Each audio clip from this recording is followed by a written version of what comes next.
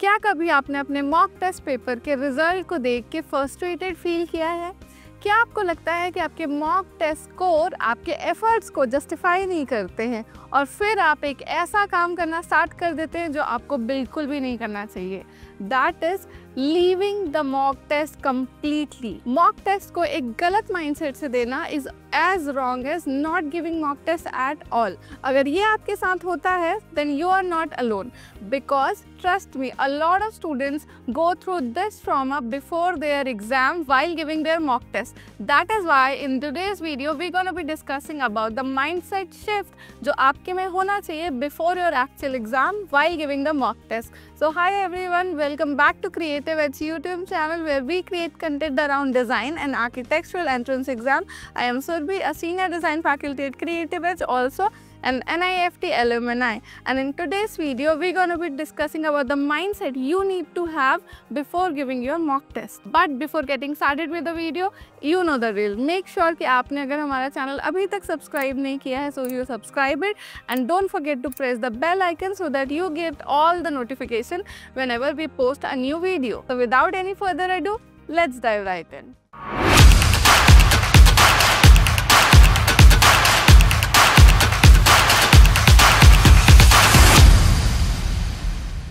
In segment number 1, let's discuss about why mock tests are important. So, mock tests are a glimpse of your actual exam. Mock test जब आप दिलाते हैं तब आपको actual exams के बारे में पता चलता है, एग्जाम का glimpse मिलता है, about the paper pattern, syllabus, marking scheme, ये सारी चीज़ें पता चलती हैं क्योंकि mock test का format is as similar as your actual exam का format. And जब आप मॉक टेस्ट ज़्यादा से ज़्यादा दिलाते हैं तो आपको ये भी पता चलता है that where are you standing at the examination level, यानी कि आपके कितने कॉम्पिटिटर्स हैं और उसमें आप कहाँ पे स्टैंड करते हैं। आपको पता चलता है कि आपका स्ट्रेंथ क्या है, आपका वीकनेस क्या है। ये आपको आपके एग्ज़ाम के लिए स्टेमिना बिल्ड करने में भी हेल्प कर सकता है क्योंकि आपका टाइम मैनेजमेंट भी आपको यहीं पर समझ में आता है क्योंकि बहुत सारे ऐसे क्वेश्चंस होते हैं जिसमें आपको एक्चुअली बहुत ज़्यादा टाइम लगता है और बहुत सारे ऐसे टॉपिक्स भी होते हैं जो तुरंत हो जाते हैं। फॉर एग्जाम्पल, अगर आप एप्टीट्यूड का एग्जाम्पल लें तो उनमें कई ऐसे सब्जेक्ट्स रहते हैं जहाँ पे 1 मिनट में आप मल्टीपल क्वेश्चन सॉल्व कर सकते हैं। जैसे कि अगर आप जीके का क्वेश्चन सॉल्व कर रहे हैं तो जीके में आपको बहुत ज़्यादा टाइम नहीं देना पड़ता, ठीक है। तो आपने 1 मिनट यहाँ पे मल्टीपल क्वेश्चन सॉल्व करने को दे दिया। वहीं पे अगर आप एक क्वांटिटेटिव एप्टीट्यूड का क्वेश्चन सॉल्व कर रहे हैं तो कभी कभी आपको एक क्वेश्चन में 1 मिनट, 2 मिनट या 3 मिनट भी लग सकते हैं। तो ये आपको रियलाइजेशन तभी होता है जब आप मॉक टेस्ट दिलाते हैं। तो जब आप पहले से टाइम मैनेजमेंट आप अपना बैलेंस कर रहे हैं, जब आप अपने आप को टाइम शेड्यूलिंग दे रहे हैं कि आप कौन से सब्जेक्ट को कितना ज़्यादा टाइम देंगे, तो वो आपको पहले से क्लैरिटी मिल जाती है जब आप मॉक टेस्ट दिलाते हैं। बट यहाँ प्रॉब्लम तब आती है जब हम माइंडसेट गलत बना के रखते हैं अपना मॉक टेस्ट के लिए। जनरली लोगों का माइंडसेट ये रहता है कि उनको मॉक टेस्ट में ज़्यादा से ज़्यादा स्कोर करना है, ज़्यादा अच्छा परफॉर्म करना है, which is not completely wrong. But mock test का main purpose is not to score more, it is something different. और जब आपका स्कोर नहीं आता अच्छा, तब आप डीमोटिवेट हो जाते हैं और गिल्टी फील करने लग जाते हैं और ये साइकिल कंटिन्यू होते जाती है और धीरे धीरे आप मॉक टेस्ट देना बंद ही कर देते हैं। अब सेगमेंट 2 में हम बात करेंगे the mindset you need for your mock test. So mock test जो है उनको आपको ट्रीट करना है as a learning opportunity but not as a judgement day. Yes, you heard it right and repeat after me. Mock test are there to help you understand about the exam, not for you to score well और score perfect in your examination.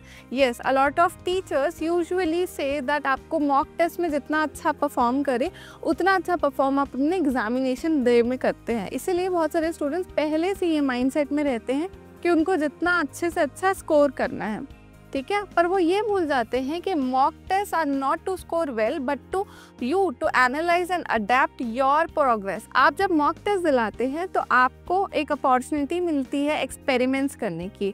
Yes, आप हर mock test में अपनी strategies बदल सकते हैं। For example, अगर आपने mock test 1 दिलाया और आपने उस टाइम प्रोडक्ट डिज़ाइन पहले बनाया और उसके बाद आपने ड्राइंग बेस्ड क्वेश्चन सॉल्व करे, फिर आपका रिजल्ट जब आया, एक्चुअली जब आपने मॉक टेस्ट दिलाया तब आपको रियलाइज़ हुआ कि ओके, पहले प्रोडक्ट डिज़ाइन का क्वेश्चन किया और उसके बाद सीन क्रिएशन बनाया तो सीन क्रिएशन ख़त्म ही नहीं हो पाया। इसलिए आप नेक्स्ट जब आपने मॉक टेस्ट दिलाया तब आप थोड़ा स्ट्रैटेजीज में हेर फेर कर सकते हैं, स्ट्रैटेजीज चेंज कर सकते हैं। इसी तरह आप ईच मॉक टेस्ट में अपने साथ एक्सपेरिमेंट कर सकते हैं।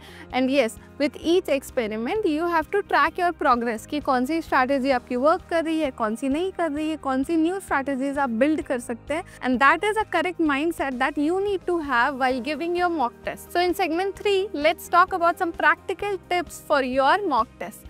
सो यूजुअली स्टूडेंट्स क्या करते हैं, स्टूडेंट्स बहुत ज़्यादा अनरियलिस्टिक टारगेट या फिर गोल सेट कर लेते हैं। इसलिए टिप नंबर 1 है set realistic target for your self. Usually क्या होता है कि स्टूडेंट्स सोचते हैं कि वो 90% 100% स्कोर करके दिखाएंगे, और जब ऐसा नहीं होता तब वो डीमोटिवेट हो जाते हैं, वो गिल्टी फील करने लग जाते हैं, और फिर यही साइकिल कंटिन्यू होती जाती है। इसीलिए आपको क्या करना है, आपको एक रियलिस्टिक टारगेट सेट करना है अपने लिए। जैसे कि अगर आपका सिलेबस से 50% हुआ है तो आप 60%, 70% या 80% एनीवे आप स्कोर नहीं कर पाएंगे। और अगर 50% सिलेबस हुआ है तो ऐसा ज़रूरी नहीं है कि आप 50% स्कोर कर ही लें। तो मे बी आप टारगेट ले सकते हैं 40% या 45%। उससे ज़्यादा टारगेट अगर लेंगे तो वो एक अनरियलिस्टिक एक्सपेक्टेशन हो जाएगी अपने आप से, जिसके कारण आपका प्रेशर बढ़ेगा, आप अच्छे से फोकस भी नहीं कर पाएंगे, और इतना ज़्यादा टारगेट करना आपके लिए ही बेनिफिशियल नहीं रहेगा। इसलिए ऑलवेज सेट रियलिस्टिक टारगेट्स और goals. Step number 2 is analyse, don't criticise. हो सकता है आपको इनिशियल लेवल में मॉक टेस्ट में कम मार्क्स मिल रहे हैं। अब आपको क्या करना है, जब भी आपका रिजल्ट्स आता है आपको देखना है कि आपने मिस्टेक कहाँ करी है। मिस्टेक को एनालाइज करिए, अंडरस्टैंड करिए। उससे क्या होगा, उससे आपको आपके स्ट्रेंथ और वीकनेसेस पता चलेंगे। जब आपको आपके स्ट्रेंथ पता चलेंगे तब आप उनको और ज़्यादा पॉलिश कर सकते हैं। जब आपको आपकी वीकनेसेस पता चलेंगे आप उसको और ज़्यादा टाइम देके वो सारी मिस्टेक्स को आप रेक्टिफाई करेंगे। आपको क्या नहीं करना है, आपको अपने आप को क्रिटिसाइज़ नहीं करना है, आपको सेल्फ क्रिटिकल नहीं होना है, ना कि आपको किसी और को क्रिटिसाइज करना है अगर आपका कोई फ्रेंड, कोई नॉन पर्सन मॉक टेस्ट में कम स्कोर ला रहा है, बल्कि आप एक दूसरे की हेल्प कर सकते हैं। Together you can sit and analyse your mistakes and understand where are you going wrong. Tip number 3 is track your progress with each experiment. जैसा कि मैंने स्टार्टिंग में बताया कि हर मॉक टेस्ट को आप एक एक्सपेरिमेंट की तरह ले सकते हैं। तो विथ ईच एक्सपेरिमेंट आपको आपके प्रोग्रेस को ट्रैक करना है। ज़रूरी नहीं कि प्रोग्रेस हो ही रही हो, क्योंकि आप एक्सपेरिमेंटिंग फेज में हैं। तो हो सकता है कि कभी आपने ज़्यादा अच्छा स्कोर कर लिया, कभी आपने नीचे स्कोर किया, तो फिर आपको ट्रैक करना है कि पिछले बार आपने ज़्यादा अच्छा स्कोर किया था, इस बार आपने कम अच्छा स्कोर किया। तो पिछले बार आपने क्या ऐसी चीज़ें करी थी जिसके कारण आपके स्कोर अच्छे हुए। अगर आपको ये आपका प्रोग्रेस है, ये समझ ही नहीं आ रहा है कि आपने पहले कम अच्छा क्यों किया था, फिर ज़्यादा अच्छा क्यों किया, फिर कम ज़्यादा ये क्यों हो रहा है, तो आप किसी का गाइडेंस भी ले सकते हैं। आप अपने फैकल्टीज से बात कर सकते हैं, आप किसी एक्सपर्ट से बात कर सकते हैं, आप किसी सीनियर से बात कर सकते हैं जो आपको हेल्प करे एनालाइज करने में that where are you going wrong, और अपनी प्रोग्रेस को आप ट्रैक करते रहें। You have to note down your mock test results every time you are giving a mock test, whether you are giving a mock test in month basis or weekly basis, और even exam के आते आते अगर आप daily भी दे रहे हैं तो आपको ध्यान से लिखते जाना है कि आप कितना स्कोर कर रहे हैं, तो आपको पता चलेगा how well you are prepared for your actual exam. In segment number 4 let's discuss why the right mindset always works. Right mindset हमेशा वर्क क्यों करता है? क्योंकि जब आप राइट माइंडसेट से मॉक टेस्ट दिलाते हैं आपको एक ऐसा प्रेशर नहीं फेस करना पड़ता है जो यूजुअली स्टूडेंट्स फेस करते हैं।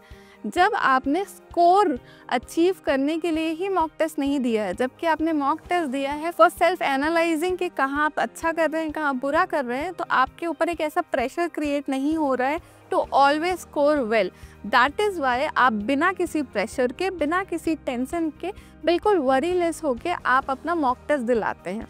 ठीक है, तो यूजुअली स्टूडेंट्स जब मॉक टेस्ट दिलाने के पहले रात भर पढ़ाई करते हैं, बहुत ज़्यादा स्ट्रेस लेते हैं, बहुत ज़्यादा टेंशन लेते हैं, आप वो सिनेरियो से बिल्कुल बच जाते हैं। And that is why the correct mindset always works. And that was all about today's video. If you found this video helpful, make sure you like this video to support us. If you have any doubts regarding today's video or any other video, please type it down in the comment box. I'll make sure to reply each one of you. I'll see you guys in another video with another interesting topic for all of you design aspirants. So by the time, stay creative and keep chasing your dreams. Bye.